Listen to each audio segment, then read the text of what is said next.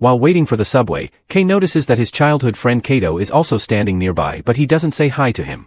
Suddenly a drunk man falls on the train tracks and nobody knows what to do. Kato jumps in and tries to move the guy, but he can't do it alone. He asks the crowd for help and even calls Kei by name, but everyone ignores him. With no other choice, Kato moves the man as much as he can, and once he's at the platform's edge, the crowd finally helps him pull the man up. At that moment the train appears and Kei tries to help Kato get back too, only for both of them to fall. The train runs over them and they get ready to feel pain, however to their shock they appear inside a white room instead.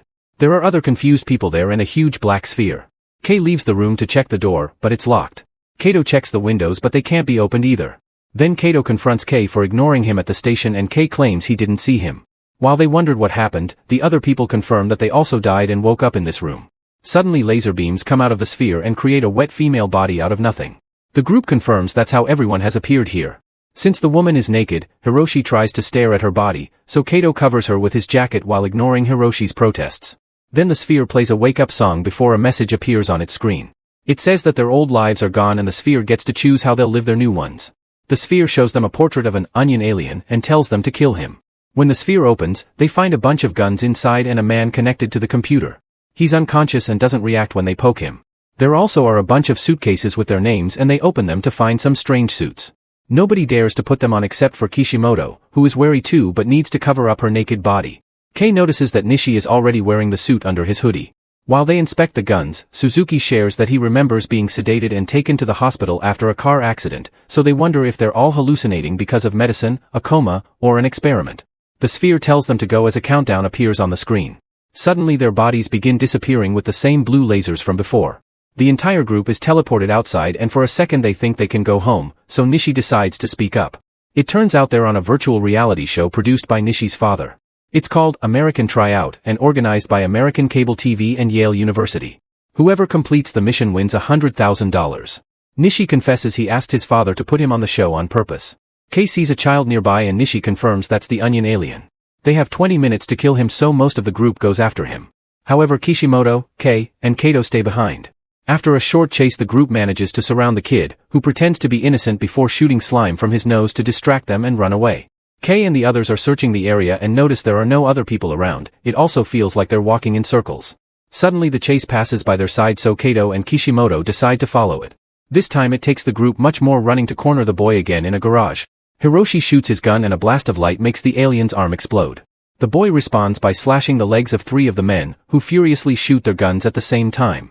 The alien explodes and covers them in blood, causing Suzuki to throw up. Hiroshi thinks this is fun and starts shooting at the body repeatedly, causing more blood explosions until Kato stops him.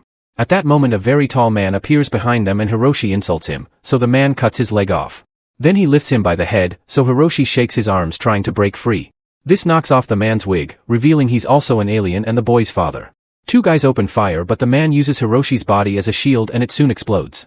Then the man reveals huge claws and proceeds to kill everyone in the garage except for Kato. Kei hears the screaming and follows it to find the alien about to end his friend too, but suddenly Kishimoto tackles the man and sends him flying against a wall. Her suit is glowing blue, which means it's providing her with improved strength and speed. When the alien recovers, Kei rushes to hide behind a van. The alien hits Kato and Kishimoto, sending them flying at the same time. However, Kishimoto is unharmed thanks to the suit. Seeing this, Kei opens his suitcase but finds it empty. When the alien comes after him, Kei sneaks around the van and hits the man on the head with the suitcase from behind. Furious, the alien roars and breaks the street light bulbs. He raises his arm to attack Kei, but at that moment a bunch of wires appear and twist around the alien to trap him. Then Nishi turns off his camouflage and tries to give a gun to Kei, saying he was creative with the suitcase so he deserves the point. Kei raises the gun but he doesn't dare to shoot, so Nishi takes it back and kills the alien himself. Afterward the 4 of them are sent back to the White Room without any bloodstains. To their shock Suzuki appears as well and Nishi explains that as long as they aren't fully dead, they'll be brought back and injuries get healed no matter how serious they are. He refers to the sphere as Gantz as the countdown finally ends. Then it assigns points for the mission. Everyone gets 0 and insults except for Nishi, who gets 5 and has now accumulated 79. The pictures of the men who died in the garage are added to the long list of all the people who have been dying in this show. Nishi explains their mission is to kill space invaders and calls a few deaths awesome, causing Kato to grab him by his hoodie and ask why he didn't help them. Using the suit's strength, Nishi painfully removes Katie's hands while calling him a hypocrite. He only stops when Kei threatens to shoot him. Kei wants more answers, but then Gantz glows and everyone disappears. The next morning Kei wakes up in his bedroom and assumes everything was a dream. However, at the subway station he sees a sign about 2 passengers getting hit by the train. Later at college, some students talk badly about Kei while Kojima secretly draws him. After class she tries to befriend him, but Kei doesn't pay much attention to her. In the afternoon Kei tries to visit Kato at his old address, but the building has been replaced by a parking lot. Then he searches the street where the mission happened and finds the walls destroyed by the alien, but the garage is empty and clean. At that moment Kishimoto arrives and says she remembers everything too, she even has the suit. This confirms it was real, but they can't go to the police because nobody will believe them. Then Kishimoto asks Kei if she can stay at his house. When they get there, she explains she lives with her boyfriend and they recently broke up. She tried to self-delete in the shower, but instead she woke up in the white room. Kishimoto has the jacket Kato lent her, and in a pocket they find his notebook. Kei reads it to look for a new address and learns that Kato is on parole. He remembers that Kato never went to high school and his father was violent, which could explain a life turned to crime. Meanwhile Kato has a nightmare about the death of the alien child. When he wakes up he goes to the bathroom and his brother Ayumu checks on him, but Kato tells him everything's fine. After the boy goes back to bed, the blue lasers take Kato's body and send him to the white room. Kei and the other survivors from the last mission are already there, plus 3 new people consisting of a young woman, a grandmother, and a crying child. Gantz plays the wake-up song and tells them that today's target is the Tanaka Alien. Nishi tells them they can never escape Gantz and any deaths will just be replaced. Kei and Kato realize that Nishi used the 3 men yesterday as bait. Then Nish and 2 new people are already being teleported, so the others rush to grab the weapons and the suits. The child and the grandmother are the first ones to appear in a parking lot and they're immediately found by the alien, who opens his mouth to reveal a bright light. When Kei also arrives he's horrified to find the bodies on the ground. The alien is waiting nearby while listening to music and Kei wants to shoot it, but his gun hand hasn't finished appearing. When the alien sees him it opens fire, and Kei defends himself at the last second. Kei is hit by the blast but the suit keeps him safe, while his own shot destroys the alien's boombox. Furious, the alien shoots again, however he aims at Nishi to get him out of camouflage mode. Nishi lands on top of a vent and the alien jumps to tackle him right through it. On the lower floor, they land on a car and the alien starts beating Nishi up. It's so strong that it breaks the suit, and the alien gets ready to shoot him. After some hesitation, Kato jumps in and grabs the alien to make it shoot at the wall instead. When they fall to the floor, the alien turns its head and prepares another shot, but Kato jumps to make it fail again. The alien tries to escape from his hold, but Kato starts squeezing and with the strength provided by the suit he manages to put it out. Kei rushes to check on a bleeding Nishi, who tells him to get 100 points to revive him and then dies. Suddenly the alien appears behind Kato and punches him down. Then it turns to shoot at Kishimoto, but Kato tackles her to save her and the shot destroys a few cars instead. The alien starts hitting Kato, who pushes Kishimoto out of the way to protect her again. Kei wants to shoot it, but he can't because he would hurt his friends. When the alien gets ready to shoot Kato, Kishimoto grabs a pipe and begins hitting its head with it, causing the shot to destroy the power switches instead. The creature comes after Kishimoto and grabs her arms, so she kicks him in the groin, but nothing happens. It throws her away and Kato catches her just in time. Afterward the alien chases after Kei and corners him against a car to start hitting him. Kei's suit begins inflating and gives him enough strength to punch the alien, making it crash against the ceiling. When the alien tries attacking him again, Kei begins punching it against a car and they end up falling through the window. Now the alien can start hitting it again and opens its mouth to prepare a shot, however Kei covers it with his gun and shoots to destroy its head from inside. The alien dies with a small explosion that destroys the car too, and the others worry as they start to disappear. Kei has lost a leg and an arm and has to helplessly watch how the car's leaking gas touches the broken power box, causing a bigger explosion. In the white room, Kato demands to know what happened to Kei. Gantz then activates and brings Kei to in perfect health. Nobody gets any points except for Kei, who gets 7. A message says there are 93 points to go before adding today's deaths to the collection. Kei asks what happens when someone gets 100 points, so Gantz explains they can choose between resurrecting any player they like or wiping their memory and being released. The next morning, Kei wakes up with the suit still on and he tests it by destroying a pan with just his hands. After covering the suit with normal clothes, Kei spends his day doing some tests like making big jumps all over town. When he's about to test if he can do it on rooftops, he gets a call from Kojima to invite him to a coffee shop. They meet for a snack and Kojima shares her art.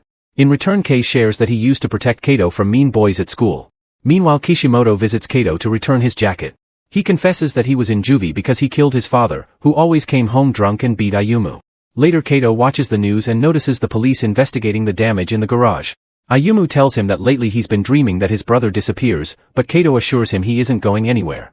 That night the heroes are called back to the White Room with new players. The mission today is a creature known as the ill-tempered alien. Kato asks the newbies to put on the suits and grab a gun, but a monk protests by saying this is the work of the devil. It causes Kato to freak out as he explains he doesn't want to see any more death. Kei tries to calm him and an argument ensues, only to be interrupted when Gantz starts sending them out to the mission. The group is taken to a museum with 2 huge statues at the entrance. One of them must be the alien, but before they can discuss a plan, a newbie shoots the left statue and destroys it. At that moment the right statue starts moving and tries to stomp on the players, who move away just in time. Everyone starts running while the alien keeps using its fists or feet to try to kill them, but it's too slow. The monk runs into the museum and hides inside a room full of Buddhist art, where he starts praying. Whenever he closes his eyes, a statue in the room gets a little closer to him. Outside, Kei circles the statue to try to get the killing shot, but it jumps high and lands with such strength that the shockwave sends everyone flying. Hearing all this, another terrified newbie hides in the same room as the monk. Kei tells Kato to evacuate the others before going after the statue again, jumping very quickly to dodge the kicks. Then Kei slides under the statue and shoots at its leg, causing the limb to explode and the statue to fall on top of another newbie.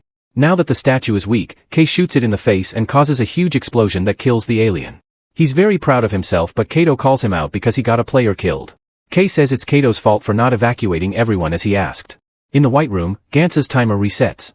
At that moment a severely wounded newbie comes out of the museum and the group concludes there's another alien. Kei, Kato, and Kishimoto go inside and find the monk dead in the Buddhist room. Suddenly a statue with multiple arms attacks Kei, who blocks the blow with his gun and gets disarmed in the process. Then the statue begins to repeatedly stab Kei until Kato drags him away. He leaves Kei with Kishimoto, saying it's his turn to fight to protect his friend like Kei used to do for him in school. Afterward Katie sneaks around the room with his gun ready. Thanks to the reflection on the glass, he sees the alien appearing behind him and dodges its attacks, causing some art to get damaged instead. Suddenly the alien starts talking, pointing out it was the humans who attacked first and killed its friends. Feeling bad, Kato lowers his gun, only for the alien to attack again and disarm him. It then announces it wants revenge, but at that moment it explodes from a shot by Kishimoto. Unfortunately the alien has dodged the attack and hits Kishimoto to knock her down. It opens its arms and reveals more swords, only to stand there as if it was a real statue. Kato gets a blade from his suit and attacks the alien, starting a vicious sword fight. The alien is clearly much stronger and easily overpowers Kato, throwing him away. Kishimoto catches him midair while the statue comes closer to kill Kato, however Kishimoto jumps in to protect him and gets impaled by multiple swords at the same time. She falls in Kato's arms and with her last breath she tries to kiss him, but dies before their lips meet. A furious Kato attacks the statue again, but the alien simply uses the swords to toss him from side to side by slashing his whole body, then finishes him with multiple stabbings. After throwing the body toward Kei, the alien says it'll destroy everything as revenge. Seeing all his friends dead, Kei forces his weak body to stand up and activates the suit to its maximum power. The alien easily blocks his attack and starts moving its arms, so Kei has to jump out of the way. Then he notices a gun stuck in the railing, so he makes another jump to dodge the swords and grab it. When the alien is close enough Kei opens fire, however the creature blocks the shot with its swords. Next the alien drops a small Buddha statue on the ground. The figure begins to crack and grow, getting so big that it destroys the stairs and bursts through the roof. In the process its giant hand has picked up Kei and now claps to kill him, but Kei ends up falling. He starts running away but stops when he hears Kato's voice and receives his friend's gun. Kei opens fire and the statue tries to grab him, only to get the hand blown up instead. Then Kei runs up the statue's arm but when he reaches the face, he gets headbutt and falls. Refusing to give up, Kei punches the statue's face and ends up getting swallowed instead. Now he's inside the creature, Kei can shoot all around him and kill the alien with a huge explosion. Afterward Kei runs to check on Kato but disappears before he can help. Suzuki and Anubi are already in the White Room, but not the others. Gantz gives Kei 13 points before adding the new photos to the dead list. As soon as Kei sees Kishimoto and Kato he asks to get his friends back, but Gantz reminds him he needs 100 points. The next day at the station Kojima notices that Kei is in a bad mood and offers her help but Kei ignores her. Then a kid starts crying because his hat fell on the rails so Kei jumps in and retrieves it, making the child very happy. At that moment the train appears but Kei doesn't move, so Kojima immediately drags him back to the platform to save him. She cries as she explains she likes him and Kei promises to her that he won't die. Later Kei visits Ayumu to drop the bad news. That night Kei reappears in the White Room, where Suzuki plus a bunch of new people are waiting. Then Gantz begins playing its song to announce a new mission. Meanwhile Kato appears in a crowd outside the museum. Make sure to subscribe our channel Cinema Fathom and turn on notifications so you can watch more videos like this. Thanks for watching.